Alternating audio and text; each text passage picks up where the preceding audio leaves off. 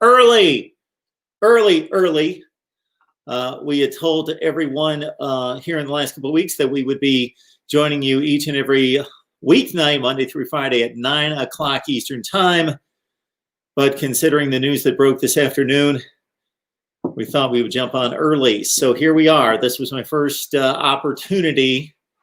Of course, the news broke that Ohio State, Michigan canceled about 3 hours ago, something in that range. And I had records scheduled from noon until just a few minutes ago. So we have finished those records. And here we are to talk Ohio State, Michigan cancellation, what that means to the Big Ten race, the Big Ten championship game, the Buckeyes playoff aspirations. And of course, there is other college football to talk about. So I'm here to talk college football with you. If you own a small business, you got to talk to the people at Verma Digital. So I will be showing the banner throughout our call-in show tonight a number of times because Verma Digital, for these rough times for a lot of you economically that run small businesses, is a great resource and a phenomenal platform to get involved with and to build a relationship with. Again, it's Verma Digital, and I'll get that banner up here pretty soon. Also, we need sponsors for this call-in show. Need some sponsors for the call-in show. So if you have any ideas, please write me at markrogerstv@gmail.com. And also, if you would like a team-specific live stream, dedicated live stream each and every week, as we do with Ohio State, Nebraska, Florida State, and Miami, then please bring us a sponsor and let us know. All right, let's get to the live chat. My thoughts about Ohio State, Michigan is that the game should be played if Michigan has met the guidelines. Whether I agree with the guidelines have been set. And I believe that any football team, and I'm looking at Wisconsin as well, who canceled 2 games early in the Big Ten season. And the speculation is because they didn't have quarterbacks to play and they had to go down to their 4th stringer, Danny Vandenboom, potentially, had they played the games, that it was Wisconsin's decision not to play, just like it was Florida State's decision not to play a few weeks ago against Clemson. I do not agree with that. We knew that the season was going to be a messy season. We knew that there would be games canceled. We knew that there would be rosters and depth charts that would be compromised beyond typical injuries. Football-related injuries would be compromised by positive testing and contact tracing. So this was all known going into the season. So each conference set guidelines to say, if you meet these guidelines, you're eligible to play. Well, why should those guidelines be any different than the guidelines that are set for every game? There are certain things you can and can't do in being eligible as a football player or football team for any game. So if the guidelines are met, then you need to play football.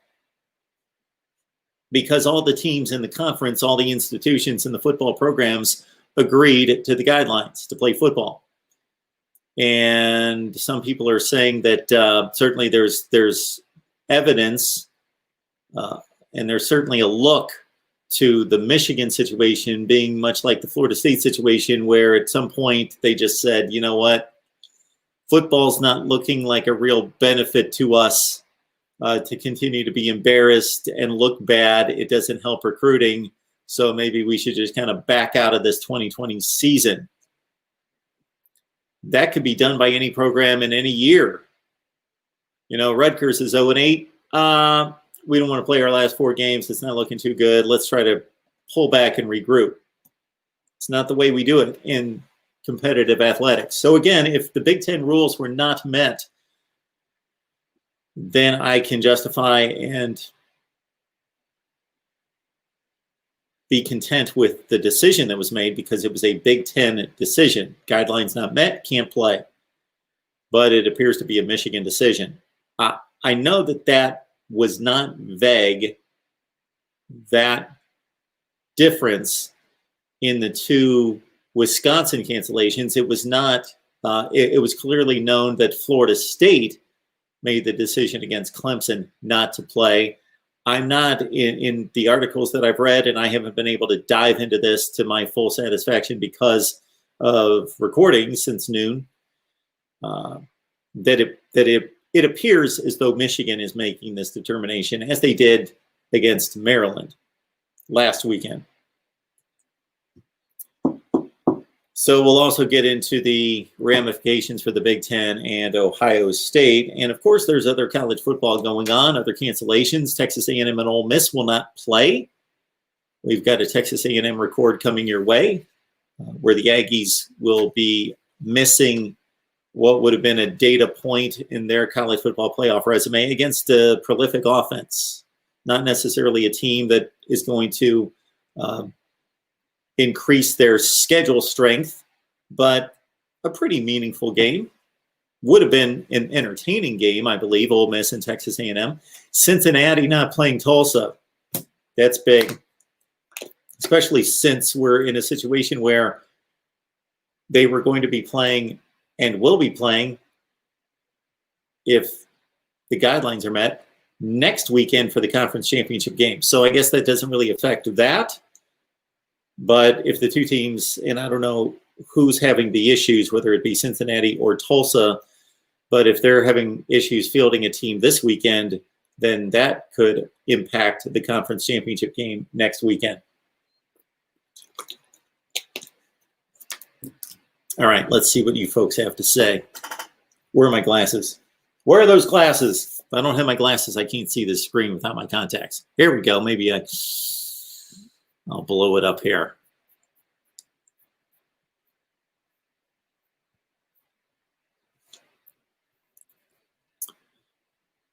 Yeah, Jordan, I don't think a whole lot of people are surprised. Snake Spence is pissed off. Of course, the game will not be played this year.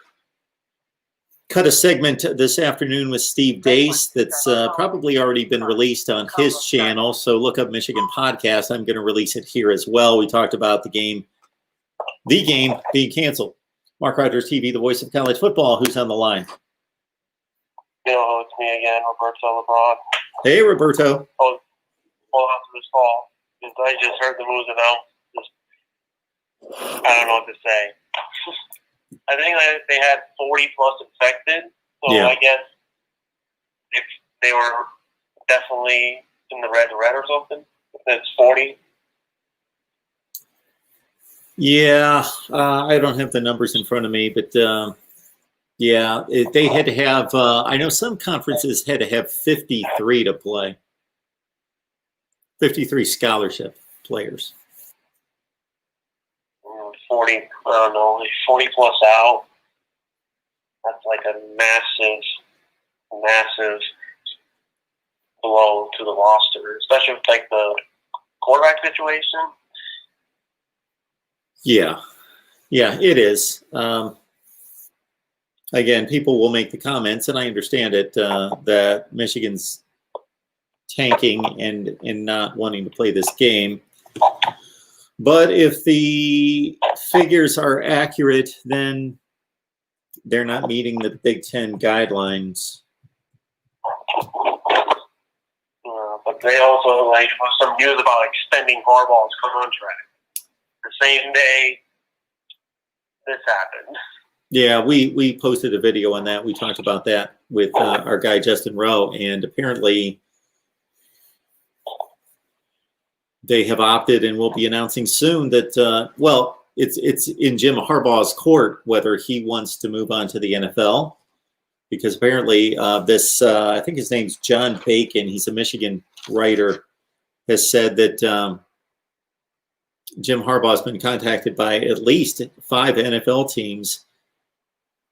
So it's up to Harbaugh whether he wants to stay at Michigan at a reduced rate. So they're going to cut his pay and make it incentive driven, or he leaves. So they're trying to, discuss extension for him to decide if he wants to stay in Michigan or something. Well, I think it's actually a good move by the Michigan administration, because they're basically going to protect themselves financially. So the thing that few of us weigh is the financial considerations, because we don't care. We're fans, and we just care who wins and loses the games. But they're running a university, and if they can save a lot of money especially in this pandemic year in which they've lost a lot of money, and then just make the contract one in which they will put in the championships, then they've met an objective of saving money, saving a lot of money, unless he delivers on championships, and then they'll be happy to pay up the money. So I think it's actually a pretty good option that they're throwing out there. And are they going to make more moves for the coordinator situation as well? Yeah, I don't know if maybe that's part of it, that they're going to force him to make some changes there. Yeah. The way the season went. And so what are the Buckeyes going to do now? Well, we were going to talk about that. Yeah, so let's run down some options here. So either the Big Ten is going to step in, and we've heard this from Barry Alvarez from Wisconsin, and make what a lot of people think is just a practical decision and say, this team's 5-0. They're going to the Big Ten championship game. We're going to change our rules. We're going to make an exception. They've proven to be the best team in the division. They beat the other best team. They're 5-0. They're going to the Big Ten championship game. Or they are going to stick to their rules and send Ohio State to go play probably the winner of Wisconsin, Iowa.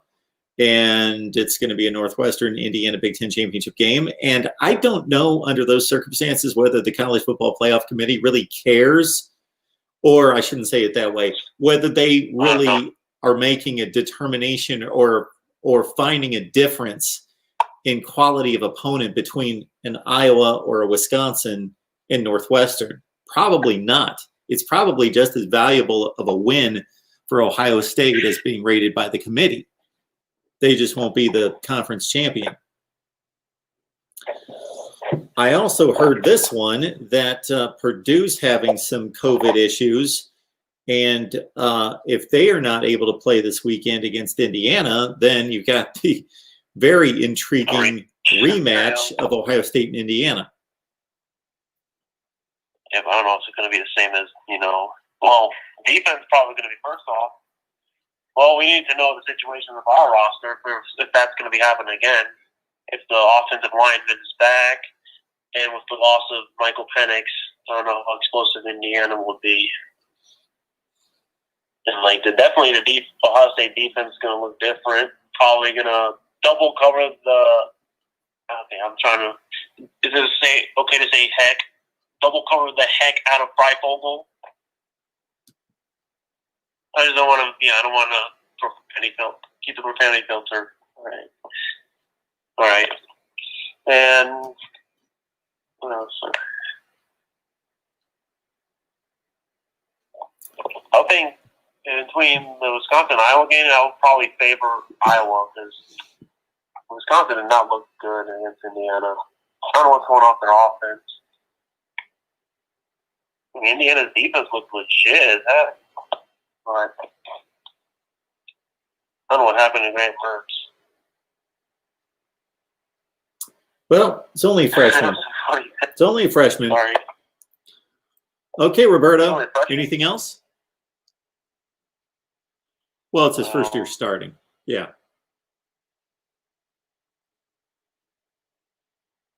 All right, Roberto. Thanks for the call. Appreciate that. Thank you. Okay.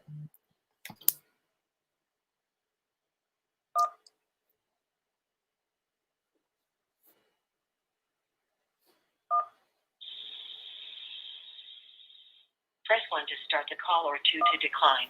Press the call will start. Okay, Mark Rogers TV, the voice of college football. Who's on the line? Navy Thomas hate, buddy. Oh. This entire thing is now miserable for the entire season. So Michigan, Ohio State don't play.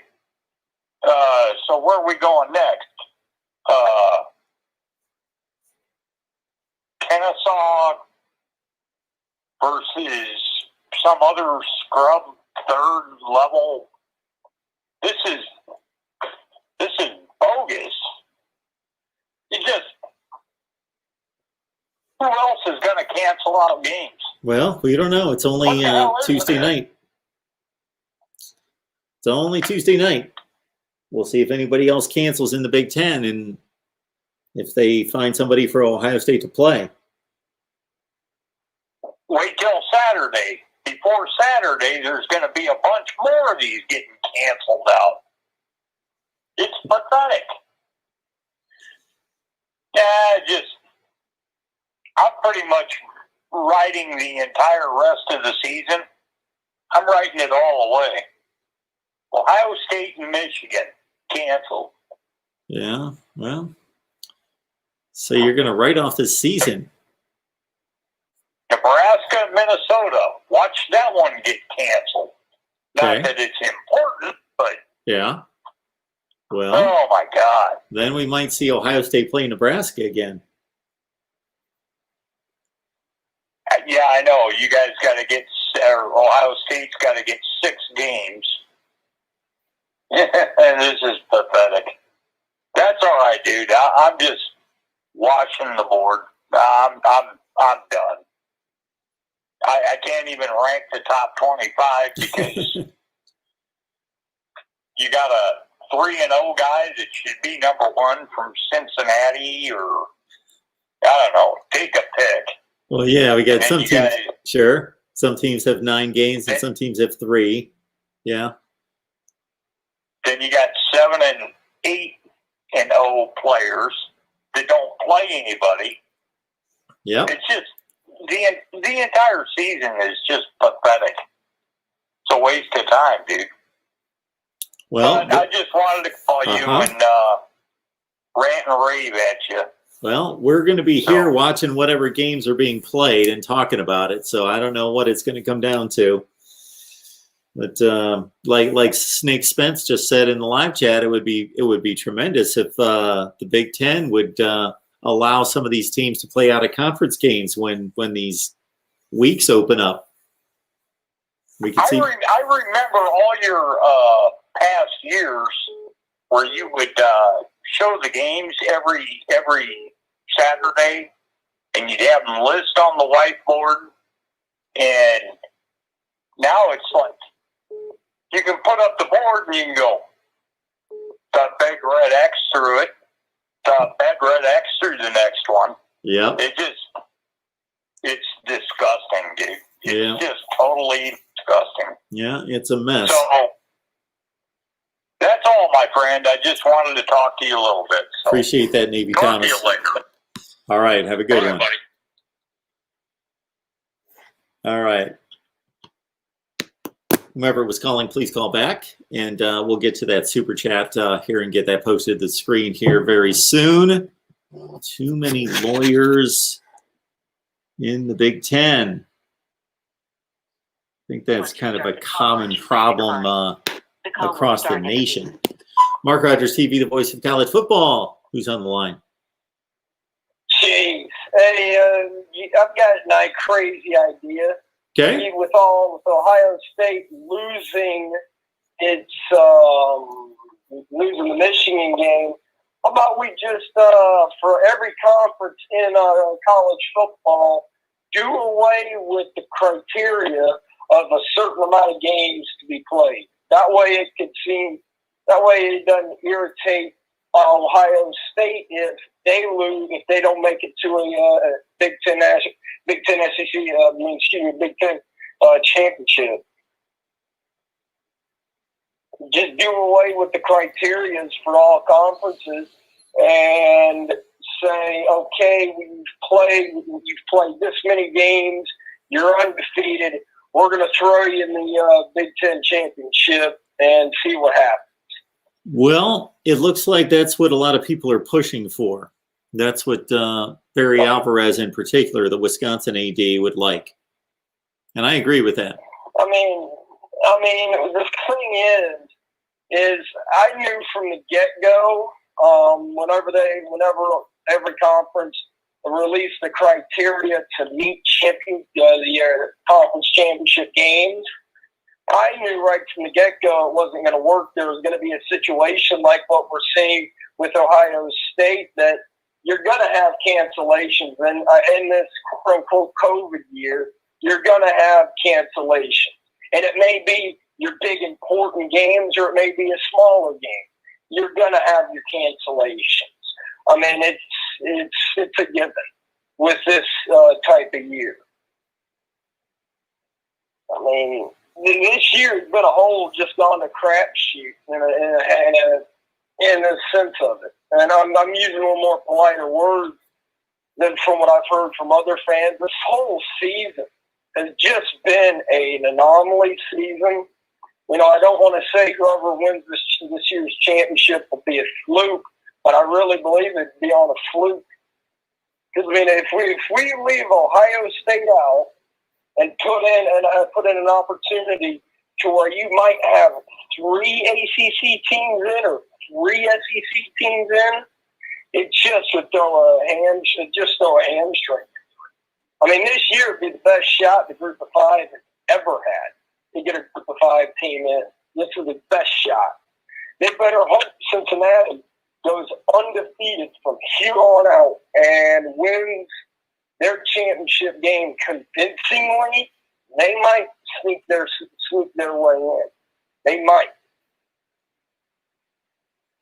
I mean, and another thing with Todd Grantham, he's got to go. I mean, he has just got to go. I'm sick and tired of this Todd Grantham defense. If we played Alabama right now, our DBs get smoked by Devontae Smith and all those receiving corps. We have to rely on our offense to win that game. And that is because of that Todd Grantham garbage defense. That is the worst defense I've ever seen a Gator defense play. And they'll improve a little bit one week and then fall off the cliff the next. They improve a little bit, and next week they'll fall off the cliff. Well, let's see. These last 2 weeks since they played they had Kentucky 2 weekends ago, and then they just got done with why am I drawing a blank? Who they play last weekend? Florida beat Tennessee. Well, didn't they play pretty well on defense the last 2 games? Not really. No? I mean, it's your typical Todd Grantham defensive coaching. He'll get slightly better on defense and then fall off the cliff in an important game. That's why I'm fearful for Alabama. He'll crap the bed against Alabama, and he'll go in super conservative. I mean, it's big games of the Todd Grantham has been a problem because he goes real conservative, really, really conservative. Well, I don't know who's going to put together a good game plan against Alabama. I mean, all you got to do is get in Mac Jones' face. That's all you got to do is put a ridiculous amount of pressure on him and see what he does there. Well, that's kind of the problem. Trask has had pressure put on him, and he's performed well. Let's see how well Mac Jones handles under a good blitz, a good old blitz. You know, we call Todd Grantham Dr. Pressure, yet he doesn't. Yet this year he's not dialed up that many pressures. He's gone these stupid little zone defenses. He runs the defense out without knowing a game plan of what to do, and throws them in garbage situations where they're sitting there not knowing what the play is. Half of them know what the play is, the other half don't know what the play is, and that one half that don't know what the play is are getting burned. I mean, just getting burned. Well, we are going to find out if he can pull together a decent game plan here in less than 2 weeks, because that Alabama offense is humming on all cylinders, and I know the pressure bothers every quarterback, of course. Alabama. But when you call a defensive coordinator Dr. Pressure, and he doesn't do anything in terms of pressuring a quarterback this year, What do you expect? Well, I guess we can. First 2 years he blitzed all the time. This year, zero amount of blitzes. He's been running putting 3-man pressures and putting DBs out on island, all into themselves on one-on-one situations. He's throwing in safety in garbage angles. He's throwing them in all kinds of beatable situations, and it's just ridiculous. Well, you typically blitz when you're not getting pressure from your front four, but you also have confidence in your corners. And you don't have to play zone.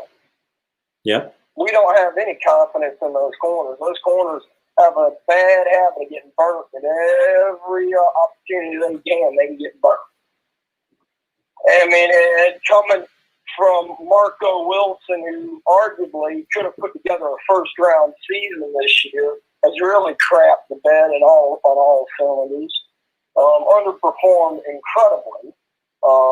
We thought he was going to be the next C.J. Henderson. That ain't going to happen. He'll be lucky to even get drafted in the 7th round. He'll be lucky. And do you think the playoffs should go to 8 this year? I think that the playoffs should have gone to 8 in like 1950. Yes, they should be 8 teams. Yes, we should have 8 teams. In a year like this. Yeah. This year has just gone to crap. It's just gone to hell and gone to crap all in one. But isn't this what we expected? I don't think we expected it on this level. I think we expected it in a smaller scale, like Group of 5, maybe having an outbreak. I don't think we could have imagined that teams like Ohio State, Florida, Alabama, Michigan State, all these big name teams to have outbreaks. I don't think we expected it to be that. I think we expected smaller scale. I don't think we expected it to be on the scale that it is. Okay. Well, I think it caught a lot of us off guard. Last weekend, Chase, we had 8 games canceled. Mm-hmm. Well, we also had 3, 4, 6, 8, 10. Let me do the math real quick. 12, 14, 16, 18, 20, 22, 24, 26, 28, 30, 32, 34, 36, 38, 40, 42, 44, 46. We had 48 games played. We had 48 played. We missed 8. I think going into the season, we probably thought maybe 2 or 3 here and there, but not 8. I think 8 is what's catching people off guard, especially a game as prestigious as Ohio State, Michigan, and games like Florida, LSU, not getting pushed way back a lot further than it should have. I think that's what's catching people off guard. Is, Michigan, Ohio State, that'll get played. But nope. I think that's what pissed a lot of people off.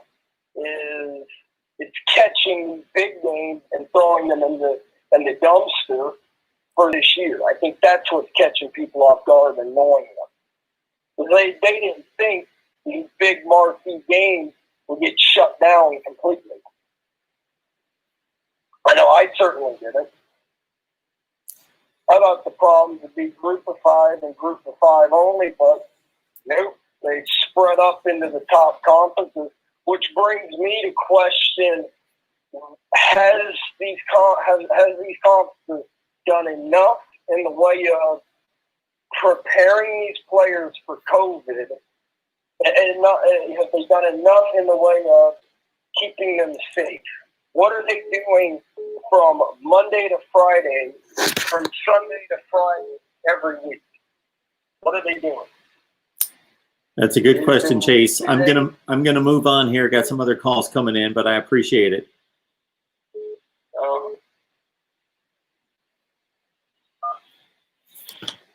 1 to start the call or 2 to decline. So Press 1 to we start certainly the call did or 2 to expect decline. that the Power 5 conferences having better testing, more money, better facilities, more people to throw at the problem to figure out guidelines and all that sort of thing, that there would be less issues among the higher scale in college football. But other than that, this COVID, certainly the virus itself doesn't discriminate against the Sun Belt Conference or the MAC. So I don't know that I'm that surprised that we're having just as many cancellations among the Power 5 as we do the Group of 5. Again, they can throw more money and people at the problems and maybe a few more brains to work out some better guidelines or better traffic flow or better preventative measures. But the pandemic's going to run rampant against whomever it wills. So I'm not that surprised with the Power 5 having as many issues as the Group of 5. And I'm not really dissected the total of games canceled between the Group of 5 versus the Power 5, that there's been much difference. Out of those 8 games canceled last weekend, we had, 1 to start the call or 2 to decline. out of those The call will 8, start at the beep. Georgia Vanderbilt, Minnesota Northwestern, Maryland Michigan. It looks like three of the 8 games were Power 5 games. The other ones were Group of 5s. Mark Riders TV, the voice of college football. Who's on the line? Mark, reasonable Gump here. How you doing? I'm doing just fine. How are you? I'm doing okay. Look, thought I'd get on here just for a couple minutes and join in. Well, the comment section is vastly different than your call-in show. It's very much Michigan bad, Ohio State good. But I just wanted to come on and just kind of get your general overall reaction to this. How you feeling right now? Are you feeling it in the least bit slighted? Do you think Kirk Herbstreit has kind of like a Nostradamus type vibe to him, that he saw this coming? What's going on? Well, Kirk Herbstreit does a fine job, no question about that. I have great respect for him. I don't think that what he had to say was that outlandish. Maybe because he said it in public on television, yes, but it's certainly something that would have been said and was said by other people online. I've got a Michigan guy that I talked to today that said that even prior to Herbstreit's comments, that an actual Michigan beat writer said the same thing. I bet he didn't get quite the kind of backlash that Kirk got from him. I mean, good Lord, that guy was, well, a bad word on national television. Yeah. Yeah, I didn't really take part in that or see what the backlash was, but I can imagine, just because it's not politically correct to call somebody out. And he is kind of, when he made that comment, he was jumping to some speculation, of course. But I mean, it was just a funny comment, Ken. From the looks of things, and I guess we'll probably never know truthfully, but it may have actually been true. And everyone was kind of hinting at it, kind of rumoring, oh man, Michigan could just cancel the game if they just had any sort of valid reason to do so, and try and screw Ohio State at the end. Well, yeah, we know half of that equation came to pass. Yeah. They did cancel the game, and they do seem to at least have some sort of valid reason to do it. Yeah, that we don't know for sure, but I would think that if the numbers weren't what they are supposed to be to cancel a game, that that's going to be determined, that's going to be found out, and we're going to. So it appears to be a fairly legit cancellation, but I don't think this is going to. This takes away a great rivalry game, blah blah blah. But it was going to be 50-10, but most likely. I don't think this really hurts Ohio State. I don't think it hurts them if they can find someone else to play. I think the Big Ten's going to take care of them. Oh, I think so too. I think by this time tomorrow they'll have a different opponent. I really, really like this idea. People are starting to float around, just kind of they just snatch it out of thin air. Where the idea of Texas A&M playing Ohio State, that's like a dream come true. Oh, that would be phenomenal. Yeah, it's not out of the realm of possibility. I mean, BYU managed to work it out with Coastal Carolina. There's no reason why Ohio State can't just say, you know what, we don't care about the Big Ten rules. What are you guys going to do? Honestly, if we go down to College Station and play Texas A&M, what are you guys going to do? Okay. You're not going to punish us. You're not going to kick us out of the Well, conference. no, but you do understand that these institutions that operate within these conferences aren't just renegades and they just don't do whatever they want. They abide by the rules and they stay within their little fraternity, and that's not going to happen. No, I was more like on the lines of that would be the negotiating point to be like, look, we're going to make this happen. We'd rather do it with your support.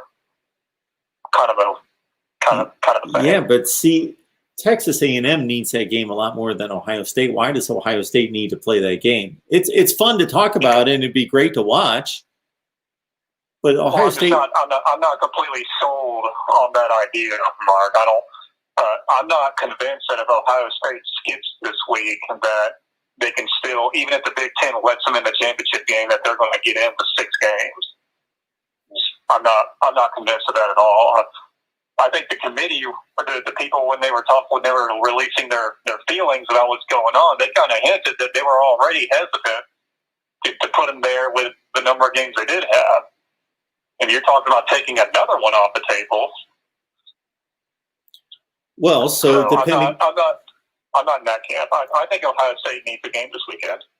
So regardless of, well, it depends what happens in these conference championship games. But, unlike myself, who was ranking Ohio State what I thought to be appropriately based on the lack of games played and the lack of games played against quality opponents, the College Football Playoff Committee just dove right in and bam, they're 3-0. They're number 4 in the country. There they are. Boom. So they're going to retract that now?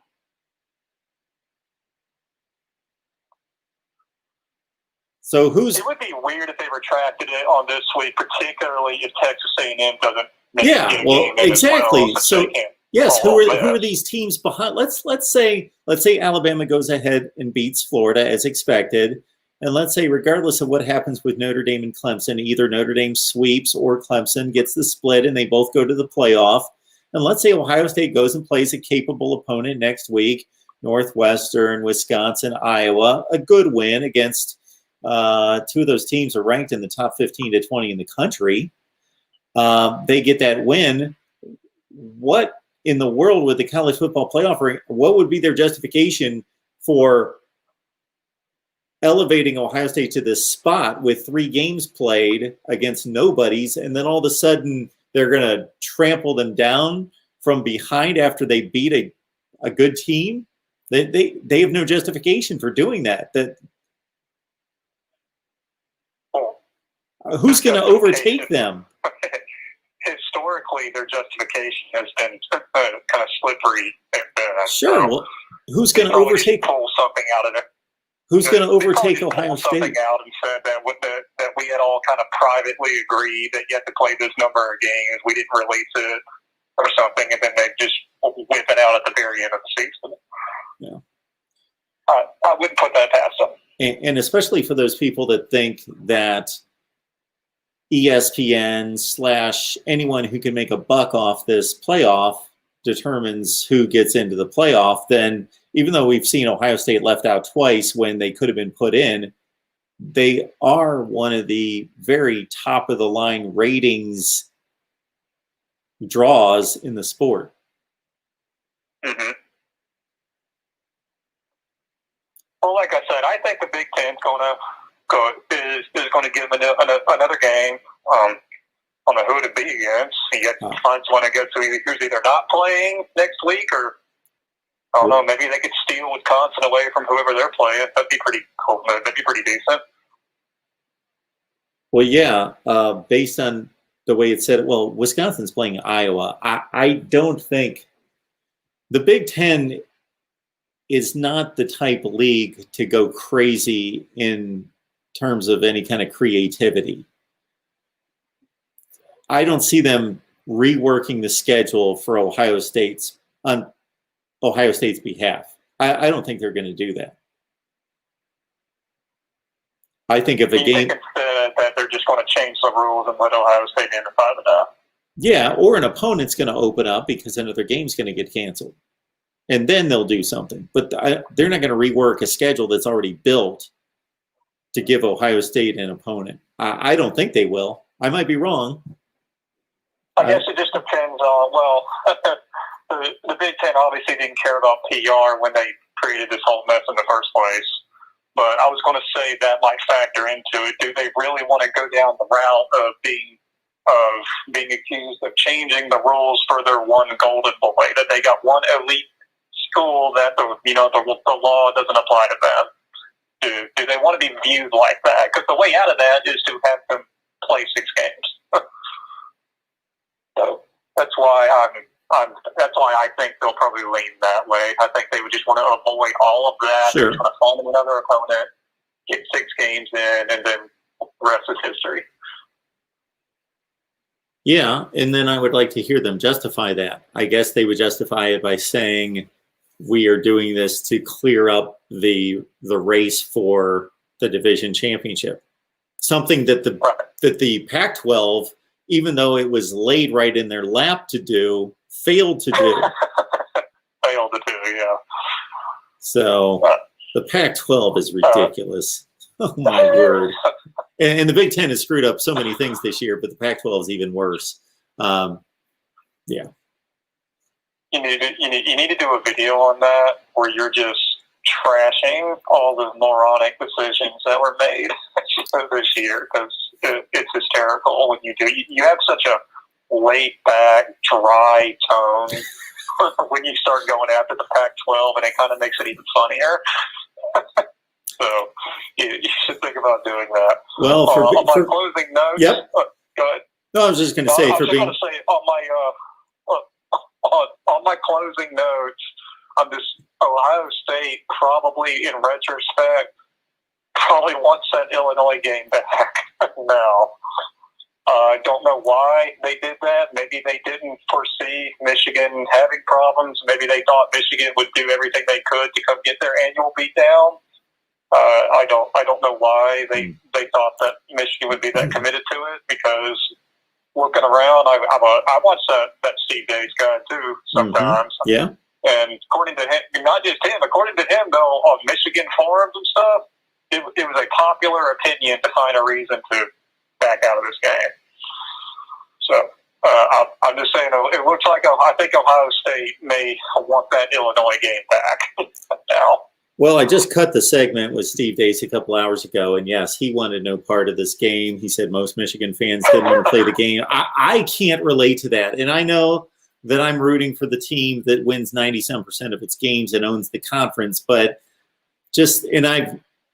in my Ohio State, in rooting for this team for 40 years, they've never been in as bad a shape as Michigan is right now. They've had a losing season in 1988, but you knew it was just an aberration. You know, they're down. They got a ways to go. They need to come back. But it wasn't a debacle. It wasn't like an embarrassment. So I got to put myself in his position because I haven't been in his position. But I still think I would want my team to go out there and play the rivalry game. I would want, if you could somehow in your wildest dreams concoct a situation in which Alabama is this bad as Michigan is and this embarrassing, would you still want them to go out and play Auburn and lose by 6 or 7 touchdowns? Or would you want to make up an excuse and have it perceived as you made up an excuse not to play? Well, I think I can approach that from 2 angles. First, the latter one that you're asking me a hypothetical. I don't think I don't think I know. Alabama's never been that bad against any of its rivals. The worst losing streak we've had was 7 to Tennessee and 5 to Auburn. None of which were we getting really what Ohio State has done to Michigan the last 2 years. Yeah. And I never felt like that. I was still yearning, you know, for a big win on all those. The Tennessee run they had one national title during that 7-year period. Auburn had a undefeated season where they weren't invited to the national championship game. So kind of similar, but not really. It wasn't the level of beatdown you guys are giving Michigan. From the other hand of that, Alabama has a very similar or almost identical relationship with Tennessee that you guys have with Michigan right now. We've won, I think, either 14 or 15 in a row. Yep. And it's not slowing down. We crush them almost every time. There's a few games in there where, you know, the block kick, field goal, and 2015 where they tried to drive it for a winning touchdown. But no, I can tell you right now, I kind of disagree with your viewpoint on it a little bit. I don't view it as a rivalry anymore. I mean, I just don't. It is. I think Steve Davis hit it on the head. It's a tradition. It's one of the great traditions called the third Saturday in October. But it's really not a rivalry game. A rivalry has to have competition. And right now, that's just not feasible. And Tennessee is just not a good program. And we can dissect the Michigan program at a time, but they don't appear to be. Michigan appears to be a program that's just dive bombing right now. All right. So I view it as a great tradition, and I look forward to it every year because I know I'm going to win. You understand that? I don't look forward to it because it's great competition. Auburn's still good competition. Tennessee's not, and that's a very similar relationship that you guys have with Michigan. Yeah, I'll draw two differences between Ohio State, Michigan, and that disparity versus Alabama, Tennessee. One is that, so this started in 2004, this run for Ohio State. And I would say that Michigan has largely been better than Tennessee during that time frame. Considerably better, most of the time, than Tennessee. And the other distinction is that, yes, aside from a few games, Alabama has crushed Tennessee. It's almost the opposite with Ohio State and Michigan. There's this narrative and thought out there that Ohio State just kills Michigan every year. Well, they killed them the last 2 years, and they killed them a couple times at the end of Jim Tressel's run when Michigan was really bad, Rich Rodriguez games, 42-7, 37-7. The rest of the games have been good games. That's just always come out in your favor somehow. Yeah, 04, 5, 6, 7. I can go through these games. They're good games. 12, 13, 14, 15. 15 was a rout. There's another one. And of course, the two games before the two latest blowouts were a double overtime game that was a classic. The JT Barrett spot measurement on a fourth down. And then the next year was a 24-20 game with a couple minutes left, and Ohio State tacked on another touchdown.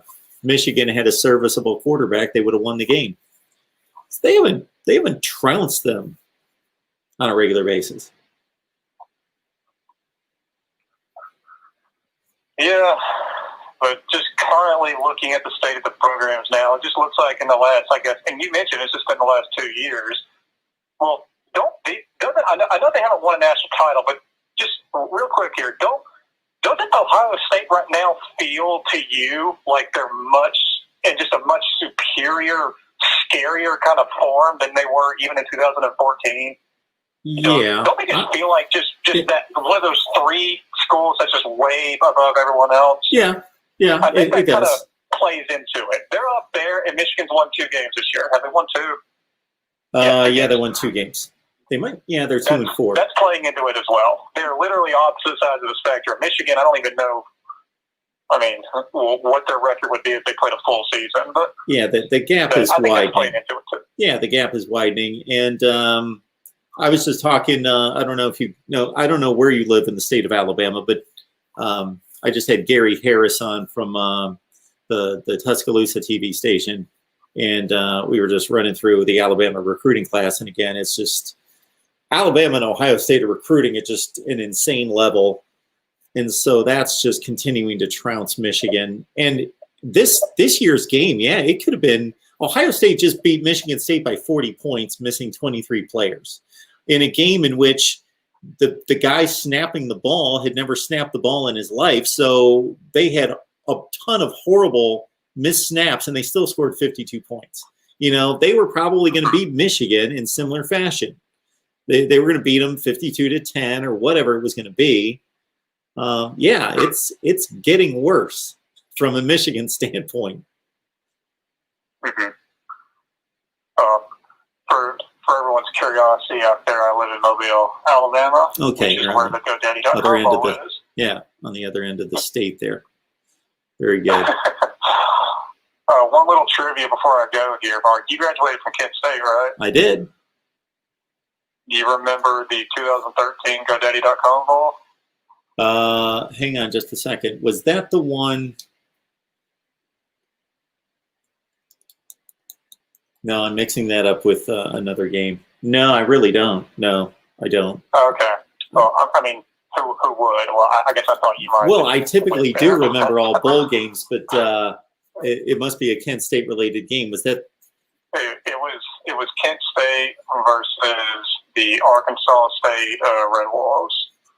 And so, and I know this because yep. I worked security there for Arkansas State. So this sounds like the year that Kent State, had they won the MAC championship game, would have been playing in the Orange Bowl, actually. Northern Illinois played Florida State in the Orange Bowl that year. Yep, they got killed too. But it was right after their head coach, I think, actually left to accept position somewhere else. Yeah, he went to North Carolina State. He actually ended up watching the game in the stands, the team he had coached all year. Yeah, that was Dave Doran, who went to NC State, if I'm not mistaken. Yep, he went to NC State, so it was because I don't know. I guess the ACC was an improvement over the or whatever conference or the MAC at that point. Anyway, just thought that's a fun little connection. I was actually working at a bowl game that your alma mater was at. Very nice. Yeah. Anyway, man, I'm gonna go and let you go. So there's a lot of people on here want to laugh at Michigan. So I'll call you later. Sounds good. Appreciate it.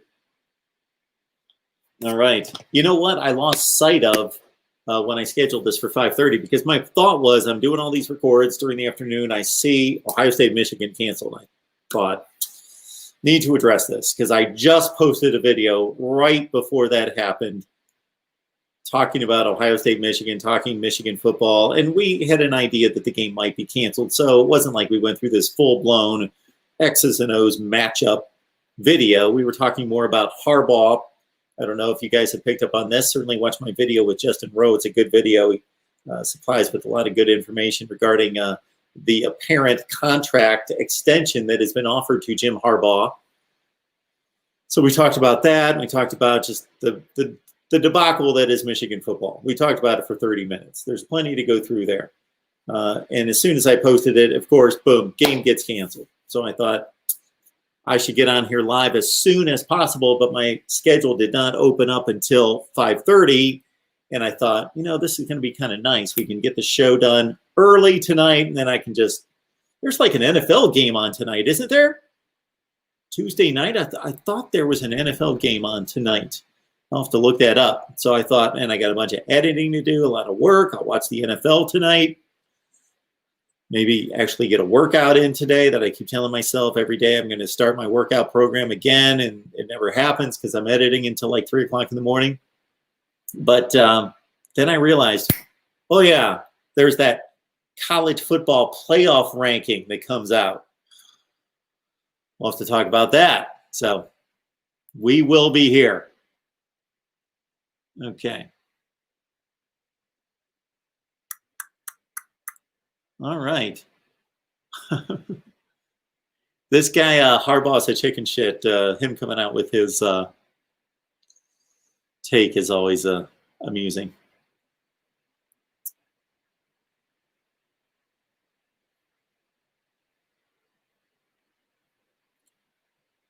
Yeah, I missed an opportunity where I was going to produce a video each week, basically taking canceled games, taking the team, of course, into consideration that caused the cancellation, and then saying, this is how we should rework the schedule this week.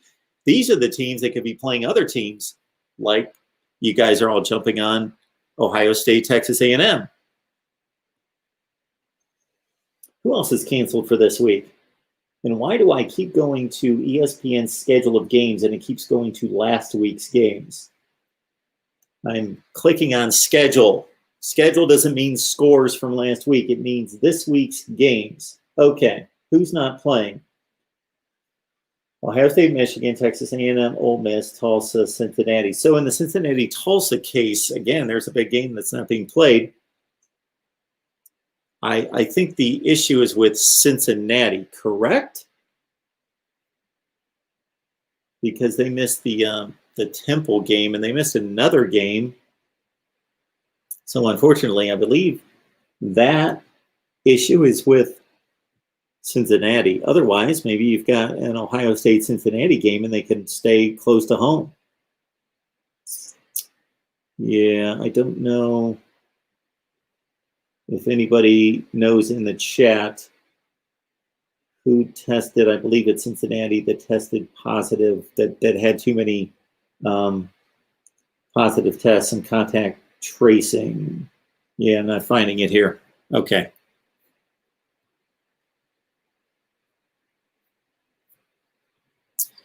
Got Ryan in here. The Big 12's a joke. Joel, the Pac-12 is a joke.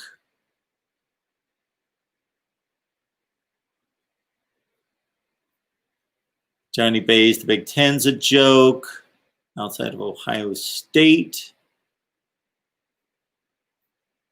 Ryan says they're going to cheat and let Ohio State into the Big Ten championship game. Web security. So technically, yes, if Ohio State cannot play this weekend, they will have played only 5 conference games, and 6 is the minimum as determined by the Big Ten prior to the season to qualify for the conference championship game.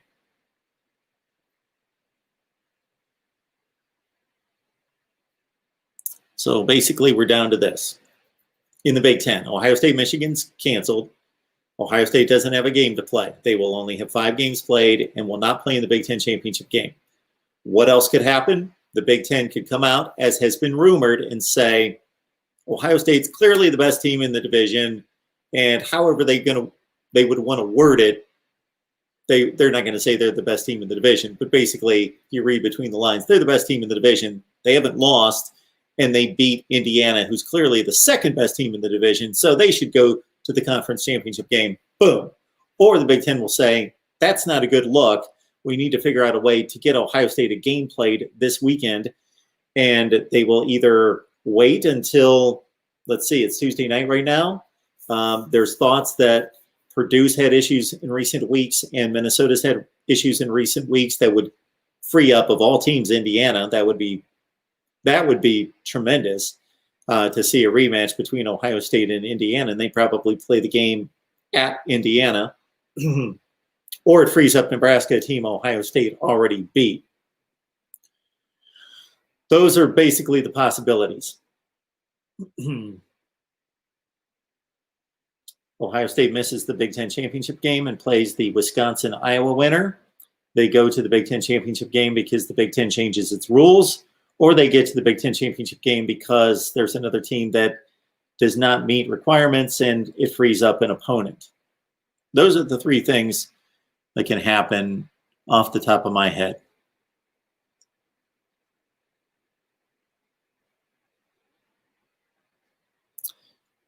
Sean believes that the Big 12 has a shot if Ohio State doesn't make the college football playoff.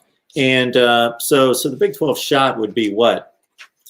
You got a Pac-12 one-loss team win the title. Cincinnati can't play these games. And, yeah, you've got Alabama wins the SEC and Notre Dame and Clemson come out of the ACC, and you need a 4th team. And maybe a Big 12 team, since they play so many games, since they actually played a full schedule, the winner, let's say it's Oklahoma or Iowa State, either one. They've got similar resumes. Is a 9-2 team. Actually, Oklahoma, I believe, is right now 7-2, and they're playing one more game, 8-2. So 9-2 for the Big 12 winner. Compare that to a one-loss Pac-12, and yeah, maybe the Big 12 gets in. Although you'd have to have a little bit more chaos in the Big 10. I still think a Big 10 one-loss champion, whether that be with Northwestern or Indiana, that's a great comparison. Do you take what would it be, 7-1 Indiana? Let's see, Indiana right now is 6-1. They would be 8-1.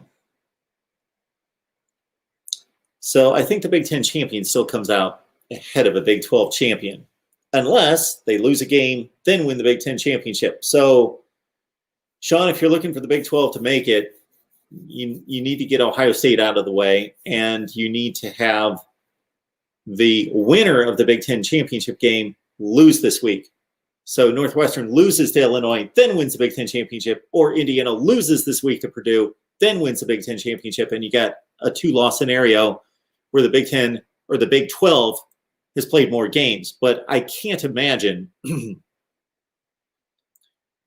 that Indiana's not going to stay ahead of a Big 12 team with Indiana with one loss, having beaten Purdue this weekend, and then if they go and win against Northwestern, that's a top 15 team, that Indiana's not going to still maintain its status over the Big 12 champ.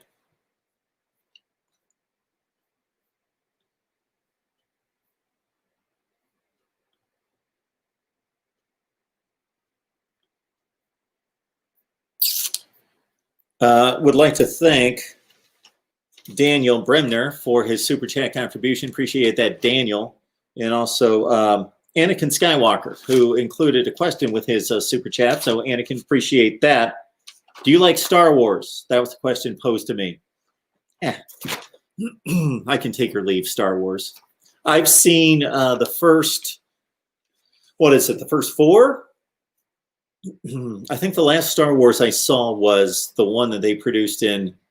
So you had, and when I say the first four, I'm not talking about in sequential order. I'm talking about in chronological order of release, because I can't keep track of that whole, they started the series, and if they started in the middle, then they started at the beginning and did just basically the one that was released in 77. Then they had the Return of the Jedi, and then I can't remember, the Empire Strikes Back. I saw those three. And then the fourth one, I think, came out in like 2000. I saw that.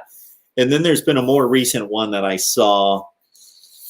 Yeah, and I didn't see the other ones. There's been 7. So don't know what spurred on that, other than you obviously are a big Star Wars person, Anakin Skywalker. I think I made the connection there. Yeah.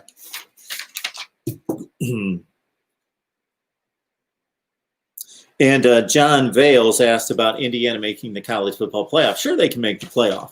It's going to take some doing, but need Alabama to win the SEC. Preferably would like Notre Dame to just knock out Clemson. Then you only have one team from each conference. And then Indiana goes on and wins the Big Ten championship with one loss, and they're a 9-1, 8-1 football team. Then why wouldn't Indiana be there? Sure, there's a road for Indiana.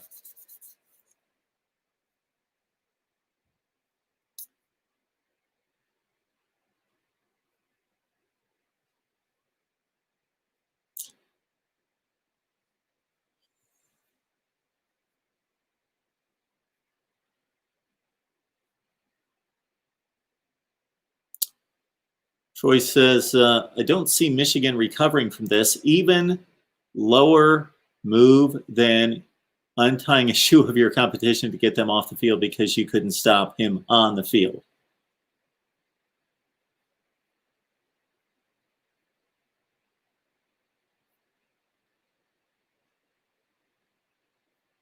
Can Northwestern make it? Meaning the playoff?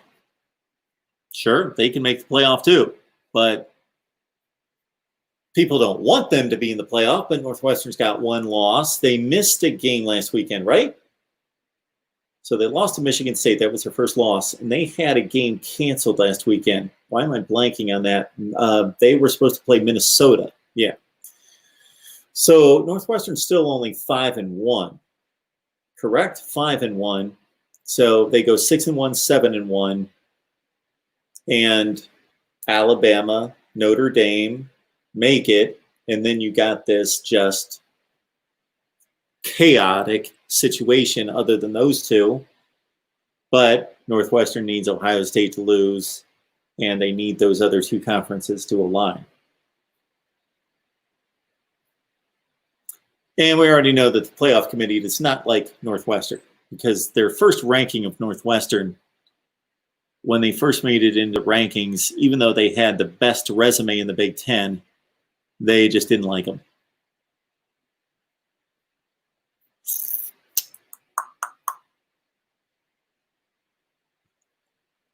And Northwestern, to Joel's point, does have a bad loss.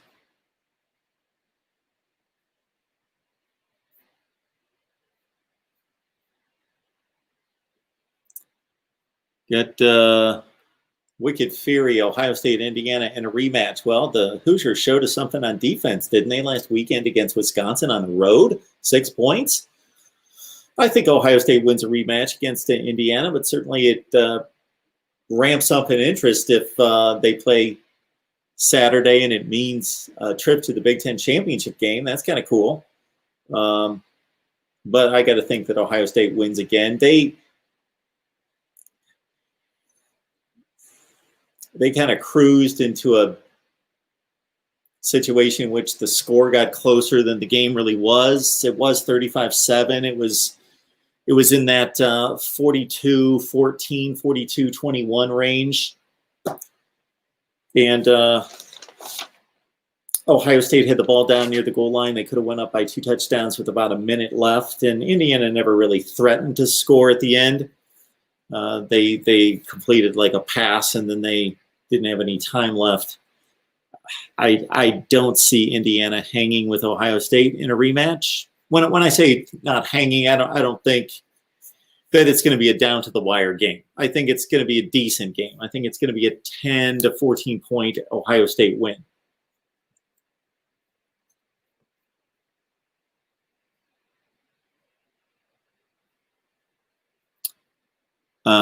So it's just me, Tim, 79.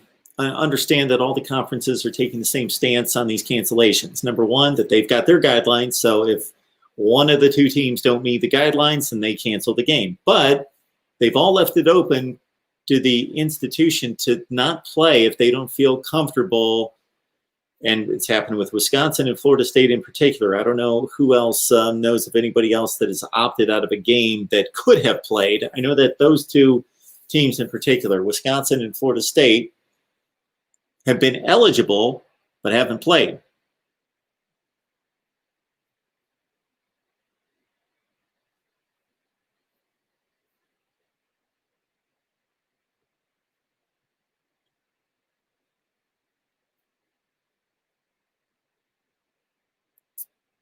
Got Michael stepping up here.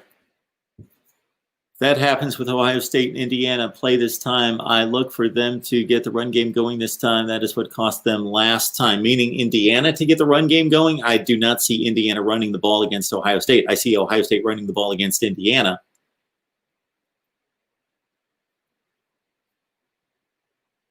Yeah, Ohio State has been running the ball well recently, and Indiana,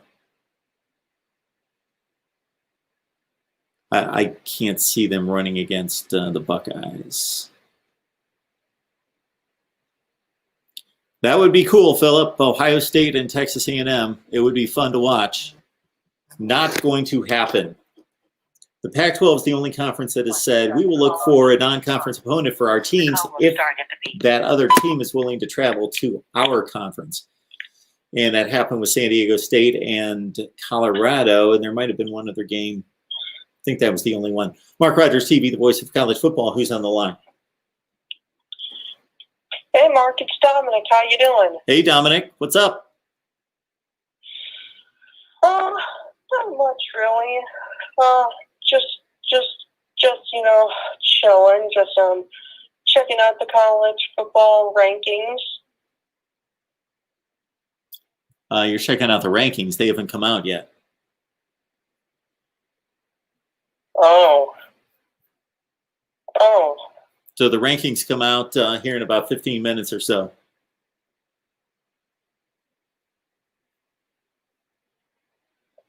Oh, okay. Okay, now I understand.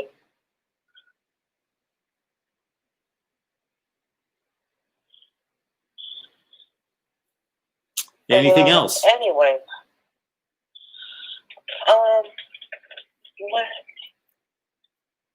Well, actually, yeah,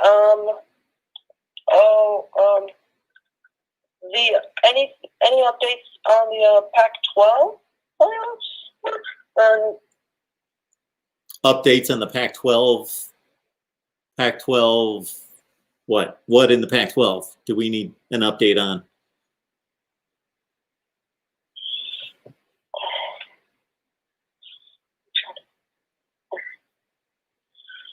Like which team could make the playoffs and which team could not? Which teams in the Pac-12 could make the playoffs and which teams could not? Yeah, I'm getting a little mixed up, but yeah, that's what I'm trying to say. Okay, so in the Pac-12, the only conceivable team that could possibly, in any way, shape, or form, in any universe, make the playoff as it stands right now would be USC, and that chance is about, a snowball's chance.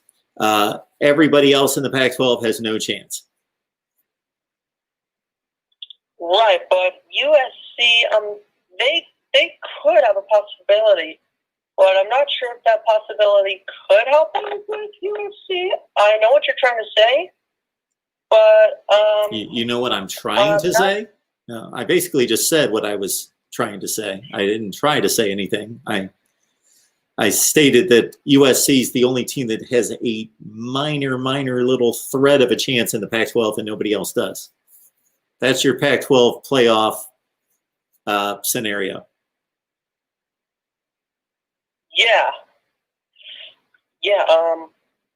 okay, but USC, they play UCLA at a 7:30 p.m. on a Saturday. Yeah. Yeah, and they could possibly win that game, but I'm not sure what happens if they will lose to UCLA. What's going to happen? Yeah, if they lose. Well, what's going to happen to what? What's going to happen if they lose? Then they'll have a loss. Yes, they will be 4-1. Sure. But yeah. So I'll make this easy. If USC wins, they go to the Pac-12 championship game. If they lose and Colorado wins, Colorado goes to the Pac-12 championship game. If both teams lose, USC still goes to the Pac-12 championship game.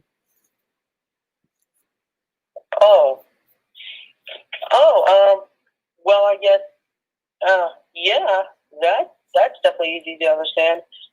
But I am absolutely shocked that Michigan and Ohio State got canceled. But I'm not sure.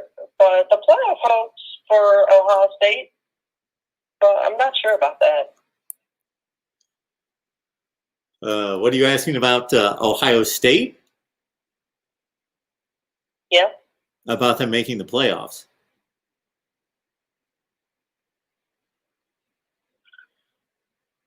As long as Ohio State can get a game scheduled and then play a Big Ten championship game or a like opponent next week, and win the games, of course, they'll be in the playoff. Yes, I was just going to say that. But, yeah, I mean, I was going to say that, but they should be able to if the games go as normal, then they would make the playoffs.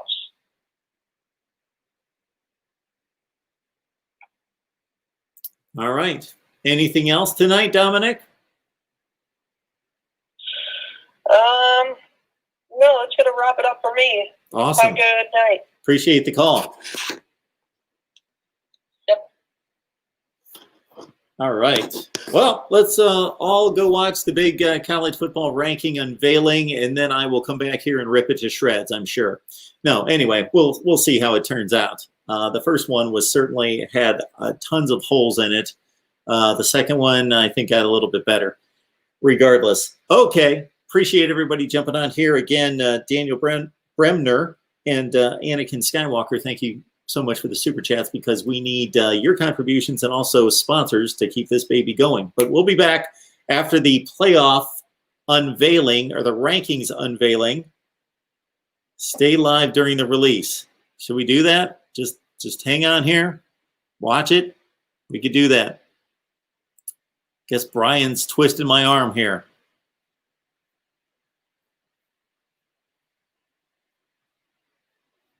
Okay, we got Peter wants to call in. So check out the bottom line there, Peter. 860-325-3687. I'll get my TV situated. Have to swing it over here, and we'll check out the unveiling of the rankings.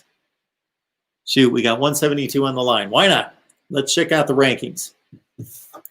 I should probably take down my top 25 and compare it, huh? You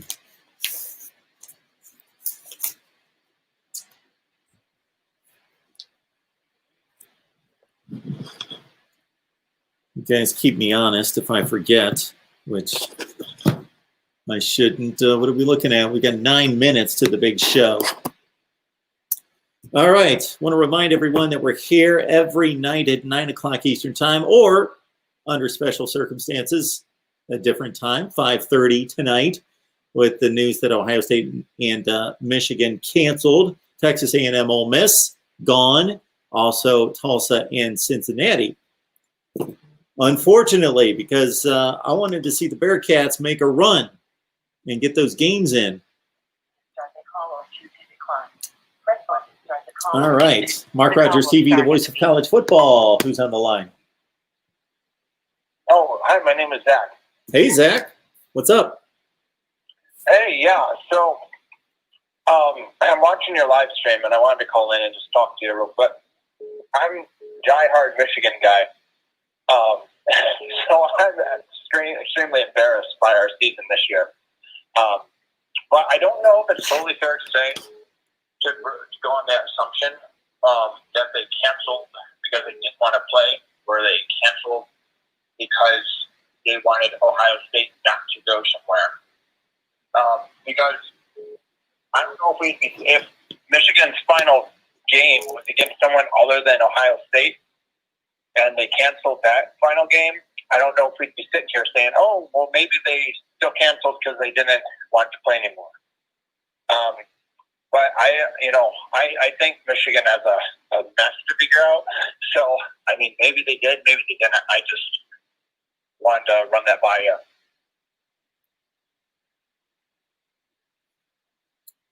So basically, you're saying that that Ohio State should not have canceled the previous game, the Illinois game? Well, no, I'm not going at Ohio State at all. I'm just saying, I know it looks like Michigan canceling of the Ohio State game. It looks like they pulled like the Florida State move. Yes. Which it looks like that. And yeah. I hope it's not, because that would make, I'm from Michigan.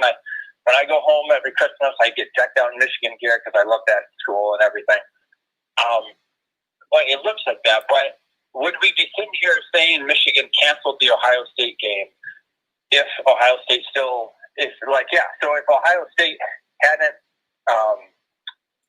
missed their game against Illinois, and November 28th. Yes. Like, if they still had enough games to get to the Big Ten championship, would we still be sitting here somewhat? And I'm not saying everyone is, but I know perception is reality. But would we be sitting here saying, well, potentially Michigan chose to do that to harm Ohio State? Because if you hear like Ward Manuel talk, he seems like a pretty solid guy, and he came from Connecticut, I believe. It just doesn't seem like something, even though no one wants to get pummeled by Ohio State. It doesn't seem like it. That's a pretty low blow if Michigan actually did pull that on them. But I just don't know if that's necessarily the case. Yeah, we don't know unless we can substantiate the numbers and substantiate that what was announced is true, that Michigan did not have enough players to play, and that in that case, it's out of the hands of the football program and the institution itself. It's in the hands of the Big Ten Conference. And if they didn't meet the conference guidelines, then they didn't meet the conference guidelines, and it's out of their hands. I understand what you're saying about perception being reality. I kind of hate that particular phrase myself. I get what it means. I understand what it means, that if everyone perceives something a certain way, even if it's not true, then it becomes reality in their minds, but it's still not reality. If I believe that this jersey's green, that doesn't make it green, even though I perceive it to be green. It's red. So I get that. So my thought is that we had a cancellation of a game a couple weeks ago where Florida State canceled against Clemson. There was speculation that Florida State doesn't want to get killed by Clemson. Same thing going on here, but that the incentive was even magnified because Michigan could really put the screws to Ohio State to not only just eliminate themselves from the game and not getting whipped on the field, but also, again, putting the screws to Ohio State and taking them out of a Big Ten championship game. And that would be kind of one-upsmanship that would be worthy of the rivalry of sorts. It's all speculation, Zach. Nobody has any proof in any such way. The only proof I would like to see would be the opposite proof, and that's that Michigan did not have the numbers required to field a team to play a game. Yeah. Well, that totally makes sense. And I saw a report earlier where Manuel said he would be in favor of changing or allowing Ohio State somehow to get there to the Big Ten championship. So I just think he's a class act.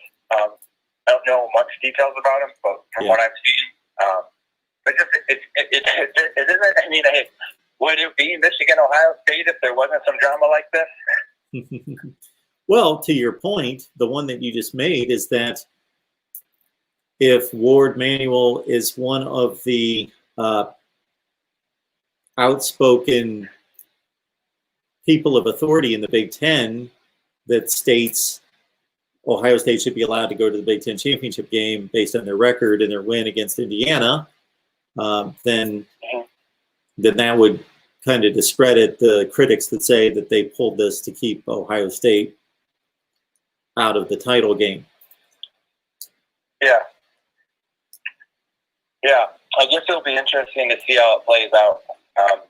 But yeah, that's I just wanted to call and say that. And love watching your show. Love seeing how you interact with everyone. It's great. Thanks, Zach. I appreciate that.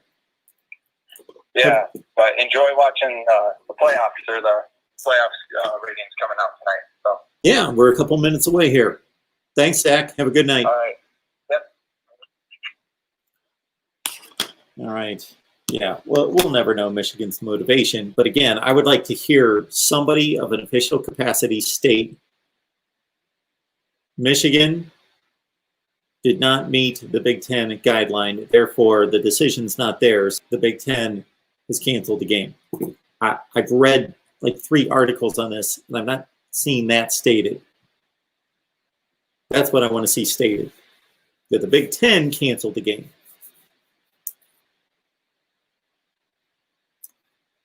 All right, I will get a setup for the playoff rankings unveiling.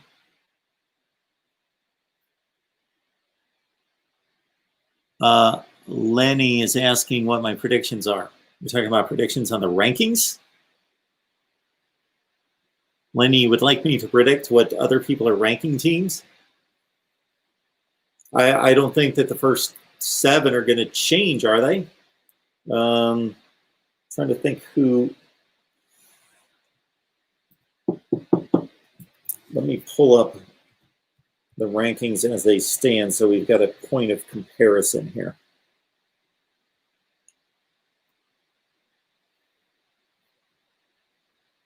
All right, as it stands right now, let's just talk about the teams that matter, that have a shot to make the playoff. We'll go all the way down to Coastal Carolina at 11. No, that's the AP Top 25. My bad. That's supposed to be the. Hang on. Where are the? Did they take down the playoff rankings? They must. ESPN has taken down the playoff ranking from last week. I wanted to see what last week's rankings are, so we could. They only have the AP and the coaches poll. I wanted to see last week's rankings, so we can compare, so we can see how teams were elevated or dropped. So those would have come out last Tuesday, which was the 30th? 30th. First, yeah. 12-1.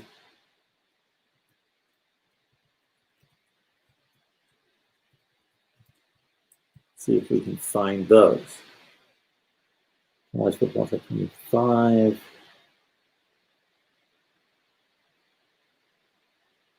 Here we go. I think we've got them here.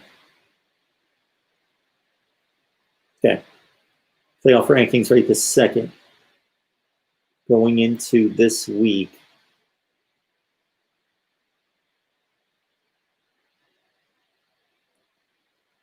Okay, so BYU was at 13. They lost. They're gone. Okay, but above BYU last week, we had Indiana 12, Oklahoma 11, Miami 10, Iowa State 9, Georgia 8, Cincinnati 7, Florida 6, Texas A&M 5, Ohio State 4, Clemson 3, Notre Dame 2, and Alabama 1. So nothing's going to change until you possibly hit 8. Maybe Iowa State with another impressive win, 36-point win against West Virginia. Maybe they jump, or Georgia. That could happen. Miami whipped Duke. Duke's no good, but still Miami won 48-0. Maybe they inch up, and maybe Georgia, having not played, maybe they drop. Oklahoma wasn't necessarily impressive. They beat Baylor by 13. It was an okay win. Indiana won a big game against Wisconsin. Maybe they get elevated. Maybe Indiana, you got to consider Indiana with 1 loss. Oklahoma 2 losses, Miami a loss, Iowa State 2 losses. Then now Indiana at 6-1 with a win against Wisconsin. Their only losses against Ohio State. And if the committee's really looking at that, they're looking at an Iowa State team that lost by 17 points to Louisiana, and an Iowa State team that also lost to Oklahoma State, who's basically going to drop out of the rankings. So think about this. Iowa State's lost to Oklahoma State, who's going to be out of the rankings, and Louisiana out of the Sun Belt. Oklahoma's lost to Iowa State, and they lost to Kansas State, who's a 4-6 football team. They've both lost 2 games, and they're ranked higher than Indiana, who's only lost to the number 4 team in the country by a touchdown on the road.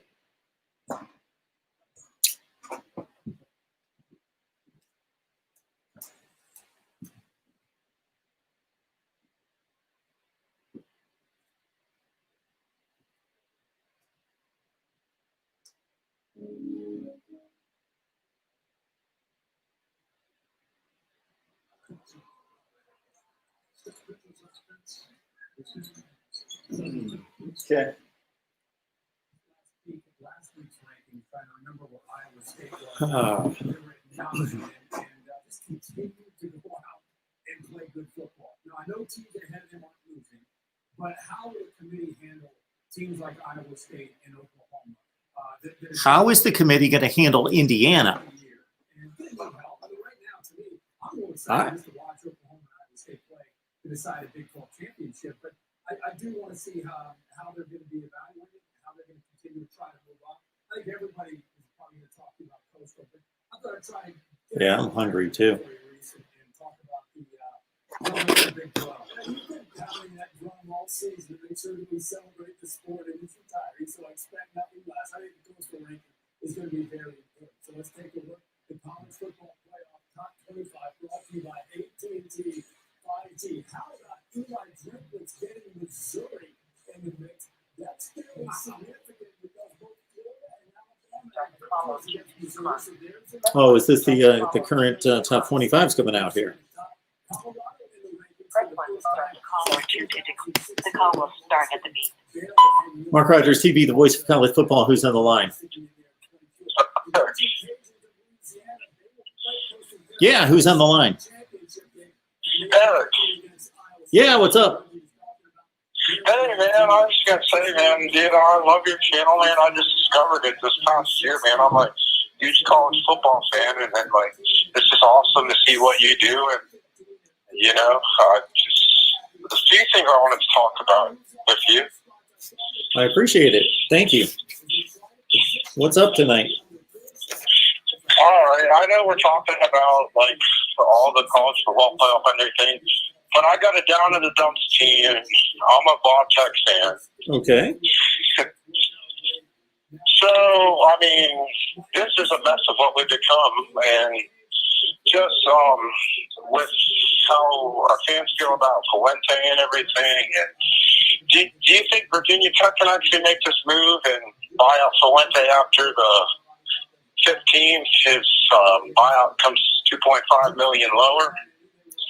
Well, we had a conversation with our guy Mike McDaniel, who covers a ton of Virginia Tech football, and he's an alum as well.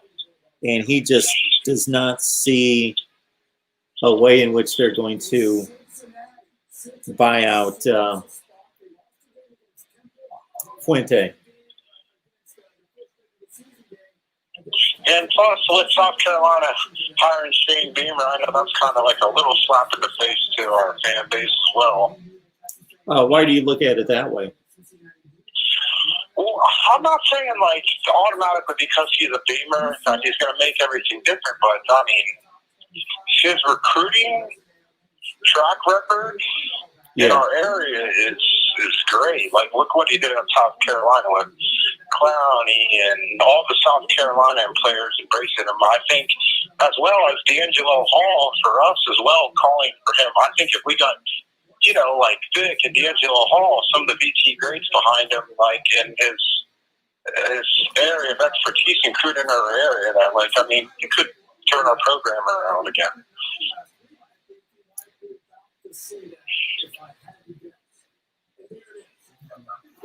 So I'm watching these playoff rankings get unveiled. So, I just I got to agree with Mike, and he made this comment on our video that he did not think that Shane Beamer would be a good addition just because of him trying to live up to his father's legacy, and that just, you know, him needing to go somewhere else and just be his own man and take on a different program in a different area. Yeah, I understand that, but at this point, like, me and other families, Fuente is just not a good fit. He may be a good X and O's coach, but his clock management lately, and just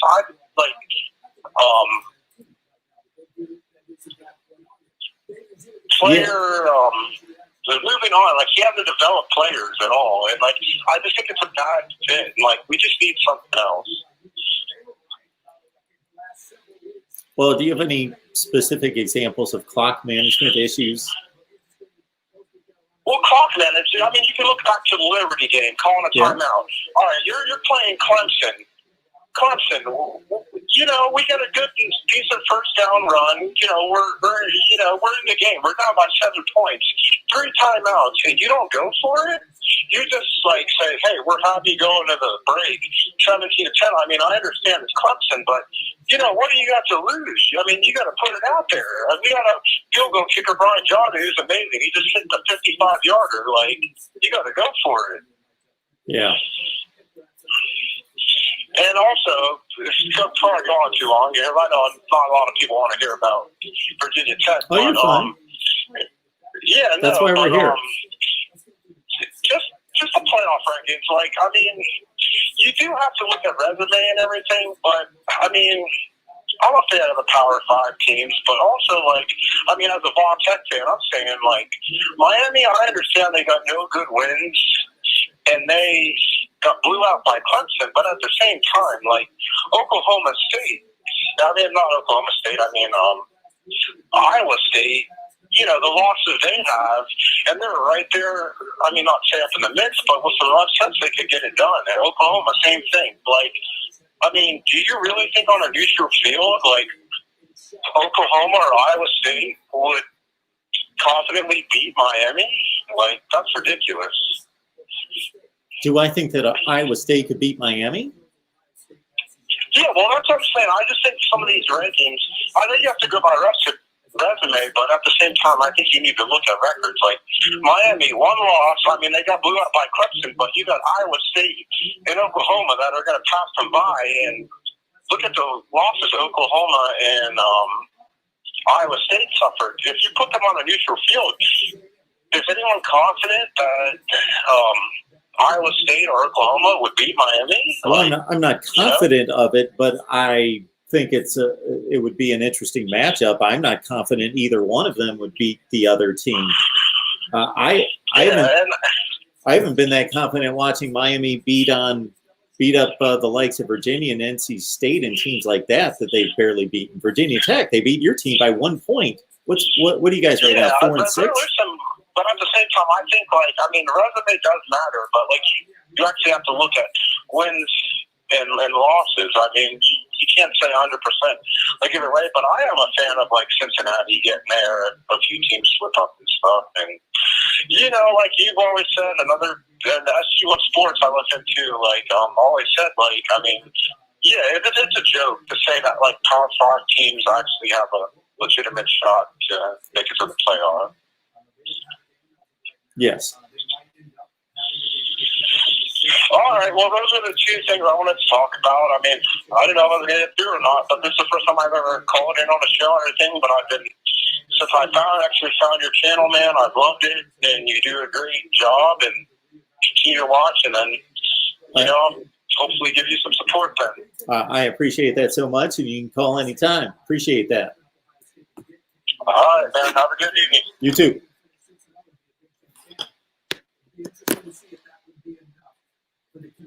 All right, I'm trying to keep up with where we are on all this. So Indiana did not move. Indiana beat Wisconsin on the road and held them to 6 points.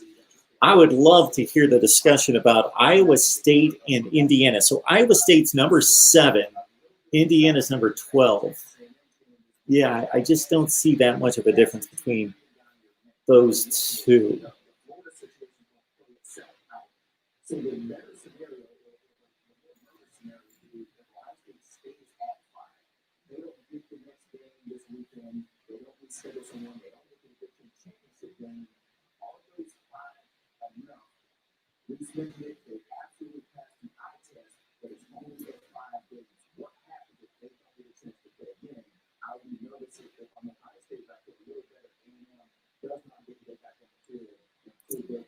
BYU fell to 18. Texas is at 20.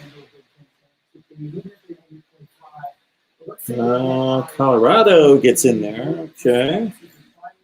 Be interested to see how this stacks up against my rankings. Oklahoma State just lost to TCU. They hung in the rankings, huh? Okay. Tulsa and Mizzou. Who was Mizzou beaten this year? Mizzou's 5-3. Okay, they play in the SEC. We know that. Mizzou has beaten Vanderbilt, South Carolina, LSU, Kentucky, and Arkansas. Mizzou has not beaten a team over 500. They lost to Tennessee, who's 2-6, and they lost to Alabama and Florida. Don't really know that Missouri belongs in the top 25 with that resume. I think it's interesting, and I'd be curious to hear you guys and what you think. But when I watch A&M, I don't think there's enough special for me to go, man, that one loss, by the way, it was a boat race. I mean, it wasn't even close with Alabama. It was a beatdown. And I watched them against Auburn even a week ago, and the week before that against LSU. I think A&M would have needed to look really, really good to this point. I think they're a really good football team. I just don't think, when I look at them, that I think they're better than Ohio State. And it's not like their resume dictates them jumping over Ohio State. Whether they're 5-0 or 6-0, and it's a couple games different, because I don't think it matters that much, because I haven't seen enough dominance from A&M to say I need to move in about Ohio State.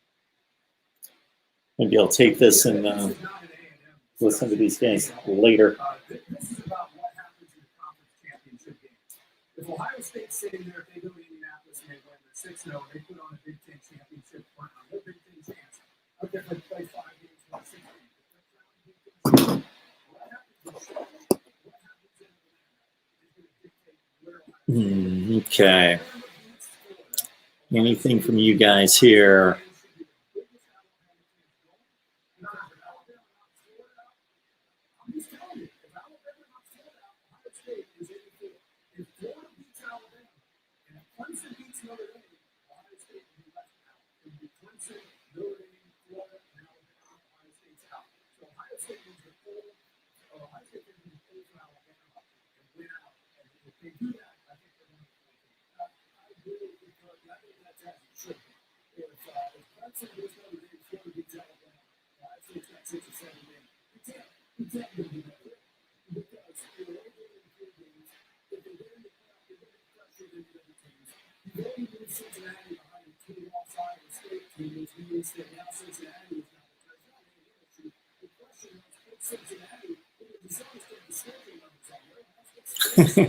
Johnny, you're probably right. If I was in that committee room, it would probably drive me up the wall.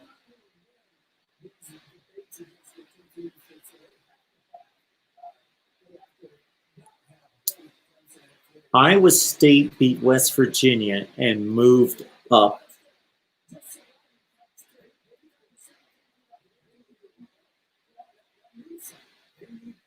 Indiana beat Wisconsin on the road and didn't budge. And that was from 12.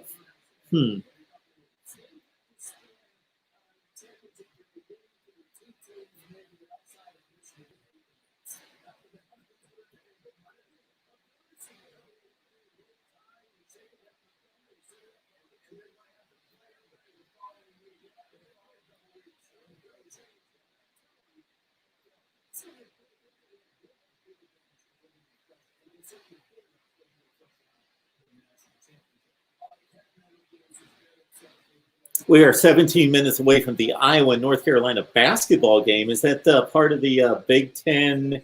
What do they call that? Yes, the ACC Big Ten Challenge. I used to get into that stuff, but it's been a long, long time. All right. Theo, we appreciate your nomination. We'll hear from the playoff committee chair coming up here. Gary.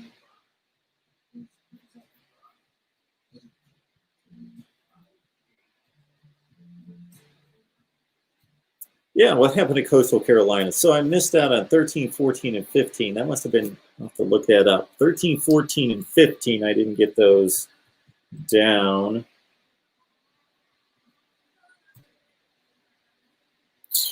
Let's see if we can find those. That must be Coastal, and I forget who else would be in there. See if they've posted the rankings yet. Coastal's at 13. Thanks, Lenny. Coastal Carolina, 10-0. 14 and 15. Who do we have at 14 and 15? Those are the only two I don't have. Who would that be? 14 and 15. Northwestern should be in there. Where's Northwestern? It must be Northwestern and USC. Are they at 14 and 15? Probably. In some fashion. Thank you, Lenny. Northwestern, USC. So they are 5-1 and 3-0. No, 4-0. Okay. All right. Yeah. So I do have an issue with. I'd really have to analyze now that we've gotten to the point where Indiana's 6-1, Iowa State's 8-2. Who's Iowa State beaten? They beat Texas. They beat Oklahoma.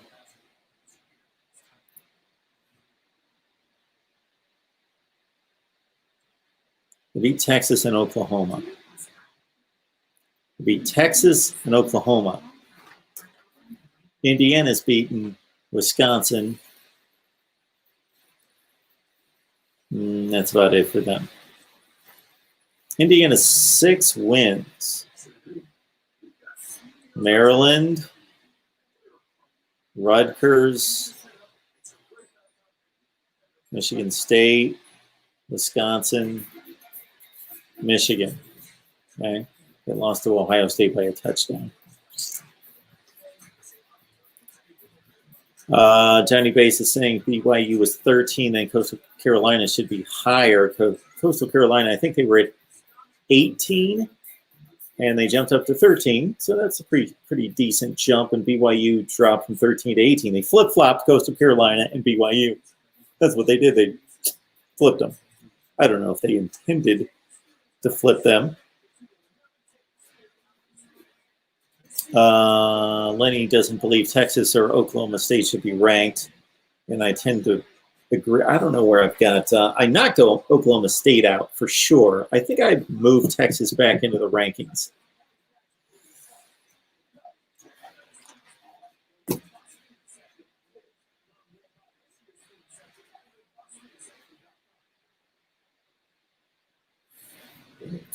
Yeah. I don't have my rankings available. I'm going to have to see what I've got.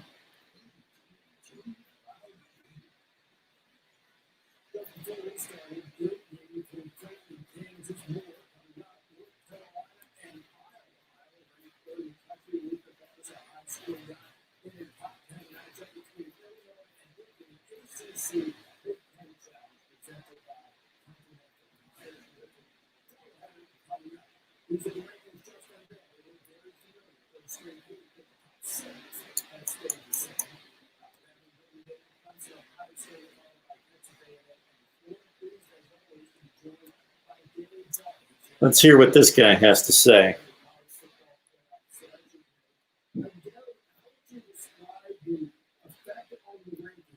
That the number of games that Ohio State has played up to this point has had so far and could potentially have. Well, we talked about it from day one that the number of games was going to be critical. We were able to watch another game. It's obviously not critical. They were number 4 when they were 3-0. So it is important that the committee see another game by Ohio State and in the event, and I realize this is a little bit fluid right now, but if Ohio State were to not be able to play in the Big Ten Championship in an unusual season with the pandemic and the rescheduling, how would conference championship in that particular scenario or the lack thereof impact their resume? Well, conference championships is one criteria that we use. Certainly, that'll be considered. But of course, we consider the entire body of work, and we look at teams they played head to head. So it's one important piece, but it's not the only piece. As an athletic director in the Big Ten, in your judgment, what's the right thing to do with Ohio State since you can't play Michigan going into this weekend potentially Big Ten championship game? Well, with my CFP chair hat on, I haven't talked to the commissioner. I haven't talked to any other ADs, and so I'm going to wait. I'm not going to project what might happen. Just wait and see.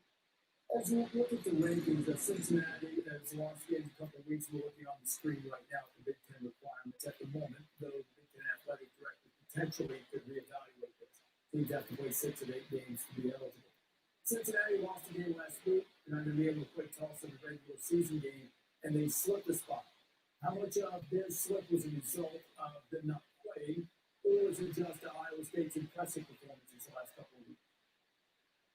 Well, you hit it on the head. It was the latter. The committee has been watching Iowa State these last few weeks, especially the win over the 20th team in Texas, and then really took it to West Virginia this past week. Reese Hall is leading the country in rushing. Brock Purdy continues to perform well, and they only gave up 6 points. They're in first place in the Big 12. So it was really the committee's respect for what Iowa State has done, and not a penalty for Cincinnati. I've learned through years of doing this not to put you in a situation where there would be hypotheticals or projecting outcomes. So let me ask this question this way, and I'm sure they'll know what it means. What's the committee's appetite for trying to avoid opponents in the playoff that, I don't know, perhaps would have played before, or maybe even played 2 more times before? What's the committee's appetite for trying to avoid rematches? Well, the committee's hunger and appetite is to, when we get to that championship weekend, find the best 4 teams, regardless of that kind of scenario. So, and I say that with a smile on my face. We have this ranking of 1-1, and of course, championship weekend. We're going to identify who the committee believes are the best 4 teams in America, and rank the rest of the top 25 as well. Gary, always a pleasure to talk to you. Thanks for spending some time with us tonight. Thanks, Mike. That is Gary Barnett. First chance to reach the college football playoff. Alabama 98, Ohio State 74, Notre Dame, Clemson, Indiana's 5th. Okay. Ohio State's chances are down. That is under the current assumption that they won't be able to compete in the Big Ten championship. Obviously, that could change. It was 87%. There we go. Interesting stuff, folks. So, to summarize, our top 6 did not change. Iowa State jumps all the way up to number 7, but of course they're not going to be a consideration for the playoffs, so that's just window dressing that they get ranked that high. I think they're a little bit too high.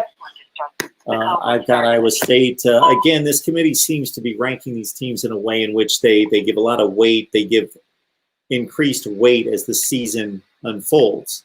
I tend to just look at the resume and equate each game as the same weight. Mark Rogers TV, the voice of college football. Who's on the line? This is Caleb. Hey, Caleb. Hey, I was just wondering what you thought about the playoffs and why in a year like this they wouldn't just bump it to 8 teams, and especially with like the current landscape. You can kind of look at it. I think that there's about 8 teams right now in college football that would be able to be somewhat competitive against each other. Well, I believe that the playoff should be at 8 teams regardless. So you're talking, I guess, to the right guy or the wrong guy, depending on your thought process. So I completely agree with you that we should go with 8 teams, especially. And to your point, I believe you're getting at that we don't have any non-conference games of meaning. We don't have any non-conference games to try to evaluate these teams and these conferences against each other, number one. Number two, we've got the great disparity in games where, as it stands right now, Colorado's played 4 games and Notre Dame's played 10. And also, I think that, like, with the whole aspect of this college football, like, playoff panel, there seems to be a little bit of a conflict of interest to have actual members of, like, the university's, like, football programs deciding this.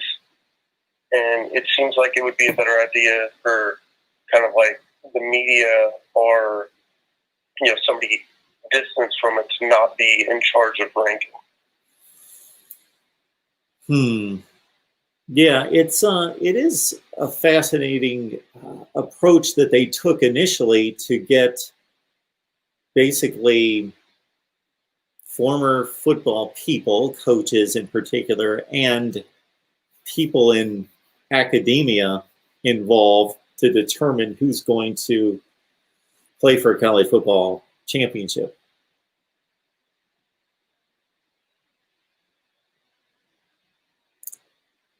The one thing I will say about the media, though, is that if you really understand, if you've worked in the media in particular, and I have for a ton of years, and the beginning of my career in local media is, you know, that those people are entrenched in their local team. And even if they attempted to be unbiased, that's all they're watching.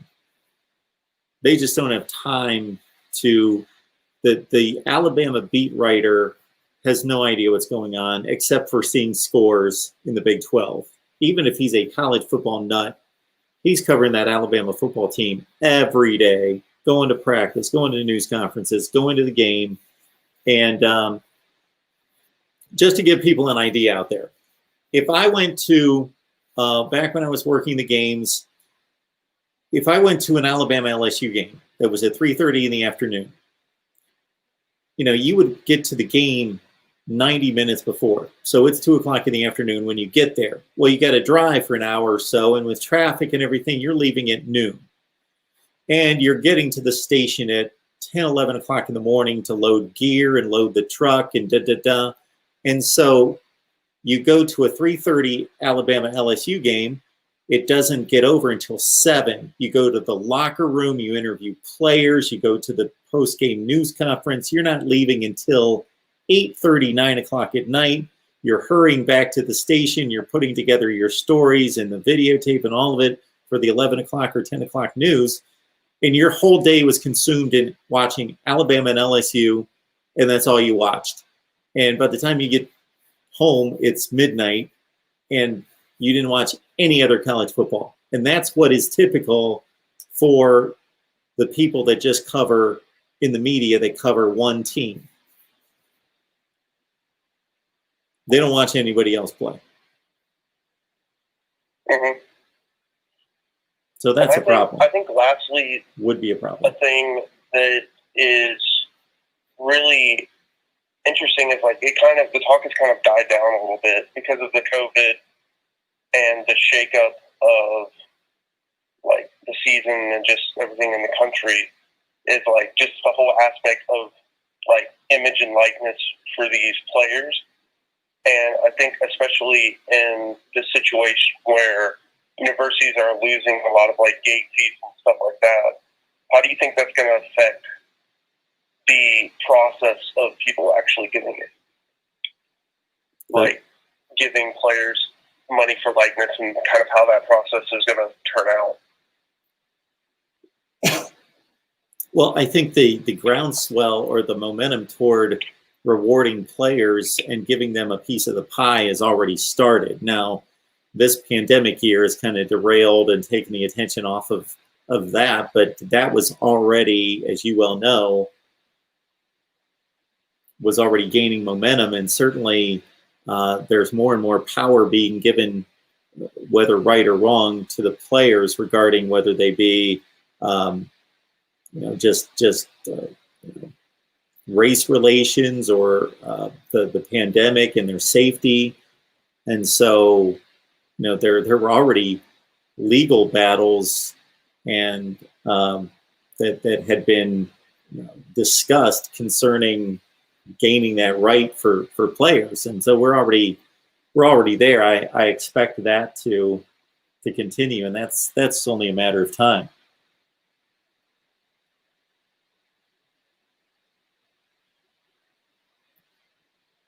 Anything else tonight? No, I think that's it. I thank you for taking my call, and I appreciate it. You're doing a good job. Hope you have a good rest of your week, and I'll continue watching the stream. I appreciate that. Have a good night. All right, good stuff, everyone. Good stuff. Anything else here? Want to remind everyone that our ability to continue here with these live streams every night is due to your individual contributions, and also we need to get these shows sponsored. So we're looking for sponsorship of the shows, whether that be a team-specific show. So see anybody up there, Florida, LSU, Alabama, Kent State. I'm sure you guys would love to have a live stream dedicated to Kent State every week.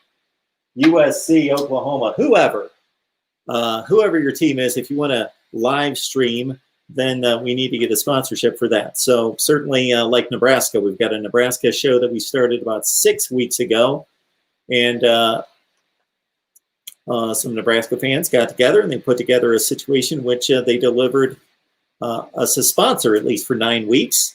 And so we've got a Nebraska live stream. So we would love to continue to do that. This is the full effort right here at Mark Rogers TV, the voice of college football. We're going full throttle at this, and therefore we need to generate revenue streams. And the way that this becomes possible is to go out there and get some sponsorships. And also we appreciate the individual contributions from all of you. You can hit me up on Venmo, PayPal, or Cash App. So Iowa State's the big story.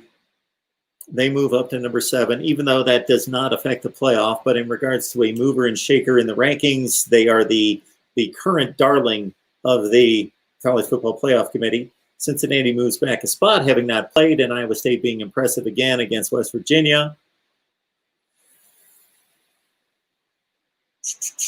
Other than that, Indiana at 12, I've got them at 8. So I made the comparison here, running through my rankings versus what the committee has. Our top 4s are the same: Alabama, Notre Dame, Clemson, Ohio State. I have Cincinnati at 5, Texas A&M at 6, Florida at 7. Then I have Indiana up at 8, Georgia 9, Miami 10, Coastal Carolina 11, USC 12, Northwestern 13, Louisiana 14, Iowa State 15. So that's a big disparity there. Big difference between where I've got Iowa State rated and where they have the Cyclones. Then I've got Oklahoma at 16, Tulsa at 17, Colorado 18, BYU 19, North Carolina 20, Iowa 21. And then Texas 22 and North Carolina State 23. That's the same as the committee. And then I finish out with Buffalo at 24 and Oklahoma State at 25. And the committee's got the Cowboys at 22. All right, folks, it was great to see everyone in our live stream tonight. We've been on for 2 hours and 3 minutes. Again, please support Mark Rogers TV and do it a number of ways. Hit that like button on your way out. Your comments are great. Appreciate your support, your encouragement. Cash App, Venmo, PayPal as well. We need some sponsorships. You can hit me up at markrogerstv@gmail with any kind of recommendations, requests, feedback, anything. Just hit me up at markrogerstv@gmail. And we will see all of you back here at 2 o'clock Eastern tomorrow for Ohio State Buckeyes Live. We've got a full day of college football content delivery tomorrow. The Buckeyes live at 2, Florida State at 6, and the SEC at 8. Right here at Mark Rogers TV, the voice of college football. See you soon. Tomorrow at 2. Thank you, Sheryl. Thank you.